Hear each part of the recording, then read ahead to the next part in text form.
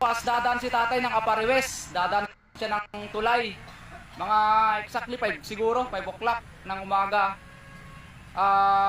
Direkta siya ng Apariwes, lalabas kami ng Bangag Apari.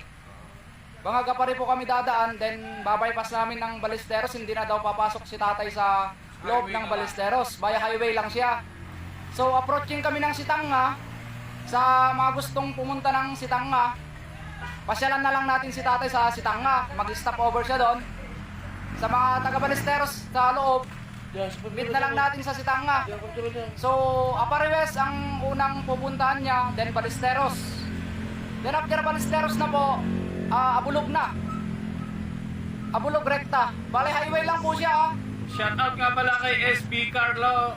SB Carlo, magtawagan na lang tayo, makakarating si tatay. Hindi pa namin alam, mag-a-update na lang po ako sa iyo.